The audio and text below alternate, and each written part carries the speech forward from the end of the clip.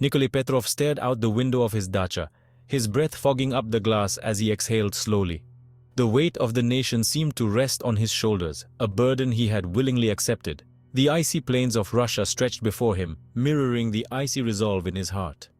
Each snowflake that fell seemed to whisper the tales of a proud nation. A nation that had endured countless hardships and emerged stronger each time. Russia, he believed, had been weakened, reliant on others, for too long. The time had come to reclaim its former glory, to stand tall and unyielding in the face of adversity. Petrov's mind raced with thoughts of the past, of the great leaders who had once guided this vast land. It was time for a new era of strength, an era where Russia stood alone, independent and unafraid. The crowds at the rallies, waving the Russian flag with fervor, fueled his determination. He could feel the pulse of the nation, a collective heartbeat yearning for change. He would be the one to usher it in. With every speech, every gesture, he sought to inspire, to ignite a fire within the hearts of his people. He envisioned a Russia that was self-reliant, a beacon of power and resilience. But first, he had to deal with the threat within. The shadows of doubt and dissent loomed large, threatening to undermine his vision. Petrov knew that to build a strong nation, he had to first root out the elements that sought to weaken it. Across the country, a series of bombings had terrorized the populace. The fear was palpable, a dark cloud that hung over the cities and towns. The explosions were not just physical attacks, they were assaults on the very spirit of the nation. The attacks bore the hallmarks of Lagar, a radical group dedicated to tearing Russia apart. Their banners and slogans were a stark reminder of the internal strife that threatened to destabilize the country. Petrov saw them as a direct challenge to his authority and to the unity of Russia. Petrov had vowed to crush them. He would not allow these radicals to dictate the future of his beloved nation. His orders were clear and uncompromising, a reflection of his unwavering resolve. He saw them as a cancer, a threat not only to Russia's security but to its very soul. In his speeches, he spoke of the need to protect the nation's integrity, to safeguard its values and traditions from those who sought to destroy them. He had ordered the FSB, Russia's intelligence agency, to find them. The agency's operatives worked tirelessly, sifting through clues and intelligence to track down the perpetrators. Petrov's directive was simple but stern. He gave them a simple order: eliminate the threat, no compromises, no negotiations. The message was clear. There would be no room for mercy or leniency. The safety and unity of the nation were paramount. He would show the world that Russia would no longer tolerate those who sought to harm her. His gaze hardened as he thought of the challenges ahead. The path to a stronger Russia was fraught with obstacles, but he was prepared to face them head-on. He knew the path ahead would be fraught with danger and controversy. The road to change was never easy, and he anticipated resistance from both within and outside the country. Yet, he was undeterred. But he was not afraid. He was ready. Every challenge, every threat only strengthened his resolve. He was determined to see his vision through, no matter the cost. He was, after all, a soldier first, a leader second. His military background had instilled in him a sense of duty and discipline. He approached his role as a leader with the same rigor and determination that had defined his military career, and he would fight for his country, no matter the cost. The love for his nation burned brightly within him, a flame that no amount of adversity could extinguish. Petrov was ready to lead Russia into a new era, one where it stood proud and unyielding, a true testament to its enduring spirit. The bombings had started small, almost insignificant. A car bomb in a crowded market in St. Petersburg, a blast at a train station in Volgograd. Then, the attack on the metro in Moscow. Scores dead, hundreds injured. Panic gripped the nation. The attacks were growing bolder, more brazen. The message was clear. Lagar was a force to be reckoned with. They were willing to strike anywhere, anytime, and against anyone. Petrov watched the news reports, his face grim. He had underestimated Lagar. He had thought them a nuisance, a group of disaffected youths with more anger than brains. He was wrong. They were organized, well-funded, and utterly ruthless. The FSB had managed to track down some of their safe houses, but the leaders remained elusive. They were ghosts, moving in the shadows, always one step ahead. Petrov knew he needed to act decisively. He needed to land a blow that would cripple Lagar and send a message to the world. He would not allow Russia to be held hostage by fear. The Spetsnaz assault on the Lagar safe house was swift and meticulously planned. The elite unit, known for their precision and deadly efficiency, had been preparing for this moment for weeks. Every detail had been scrutinized, every possible scenario considered. Trained for years, the elite soldiers moved like phantoms, their movements honed to perfection. They were the best of the best, handpicked for their skills and bravery. Each soldier knew their role, and they executed their plan with military precision. They breached the compound, their weapons spitting fire. The sound of gunfire echoed through the night, a symphony of chaos and destruction. The Spetsnaz were relentless, their focus unbreakable as they advanced through the building. But the terrorists were ready. They fought back with a ferocity that surprised even the hardened Spetsnaz veterans. The Lagar insurgents had fortified their positions, turning the safe house into a fortress. They were prepared to defend it at all costs. The building became a cauldron of violence, the air thick with the stench of cordite and blood. The walls shook with the force of explosions, and the screams of the wounded filled the air. It was a scene of utter devastation. When the smoke cleared, the Spetsnaz team lay dead or dying.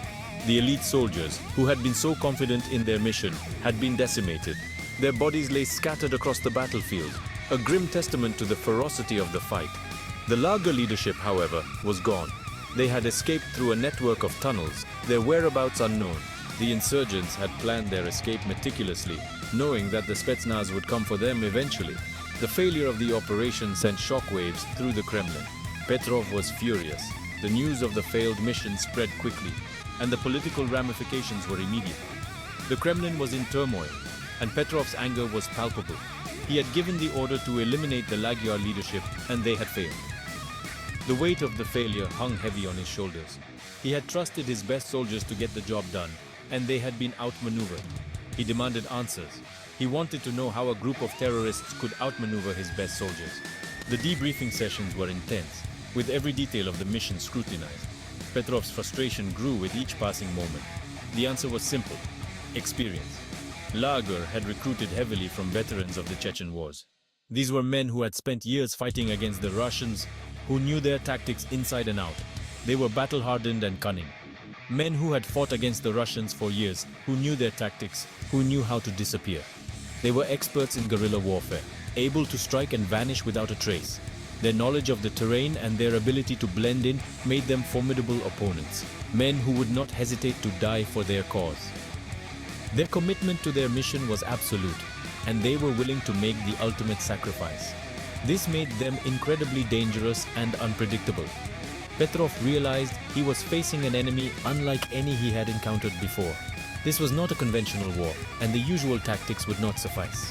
He needed to rethink his strategy, to find a way to outsmart an enemy that was always one step ahead. An enemy who would test him to his very core. The stakes were higher than ever, and the pressure was mounting.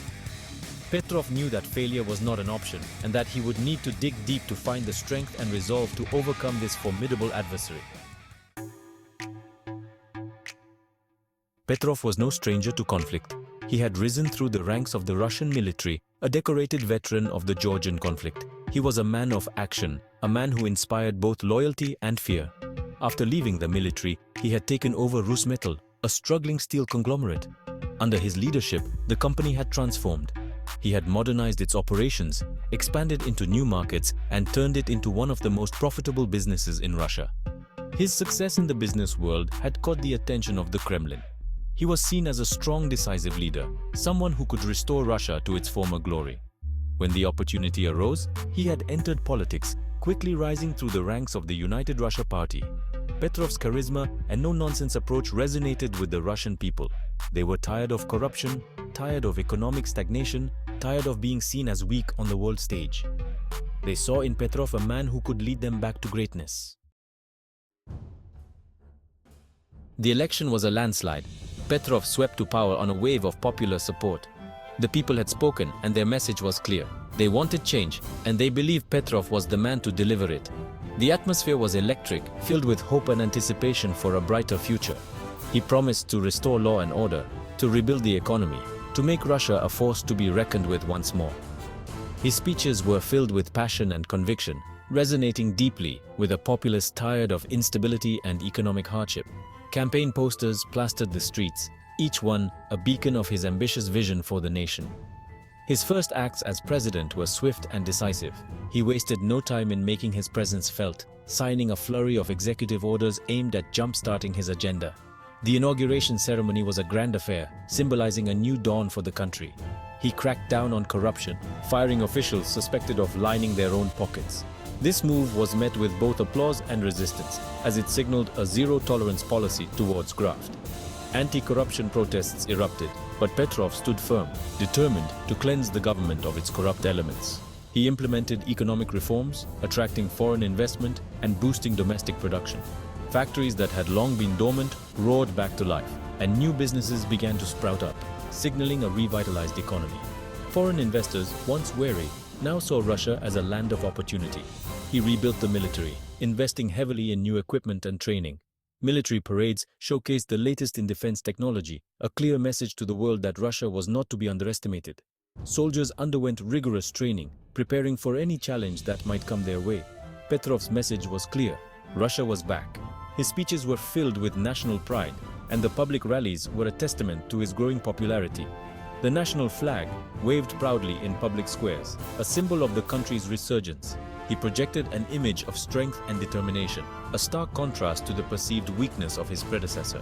Media coverage often highlighted this difference, comparing Petrov's decisive actions to the indecisiveness of the previous administration. His determination was palpable, and it inspired confidence in the people. He cultivated an air of mystery, rarely giving interviews and keeping his inner circle small. This strategy added to his allure, making him a figure of intrigue and speculation. The press eagerly awaited any opportunity to capture his words, but Petrov remained elusive, choosing his moments carefully. He was a man of few words, but his actions spoke volumes. Each public appearance was meticulously planned, each piece of legislation carefully crafted. His visits to significant sites were symbolic, reinforcing his commitment to the nation's heritage and future. He had the support of the people, the backing of the oligarchs, and the loyalty of the military. This trifecta of power ensured that his position was unassailable. Crowds cheered for him, business leaders sought his favor, and military personnel saluted him with unwavering respect. He was the most powerful man in Russia, and he knew it. His presence was commanding, his influence far-reaching. The presidential office, with its panoramic view, was a fitting backdrop for a leader of his stature. His speeches were not just words, they were commands that shaped the nation's destiny. He had the tools he needed to reshape the country in his image. Strategic meetings were held regularly, each one a step towards realizing his grand vision. Blueprints of national projects covered the tables, each one a testament to his ambitious plans for the future, and he would not hesitate to use them. His decisive gestures left no room for doubt. He was a leader who meant business. Press conferences were rare but impactful, each one a masterclass in leadership. Orders were issued with precision, and his officials knew that failure was not an option.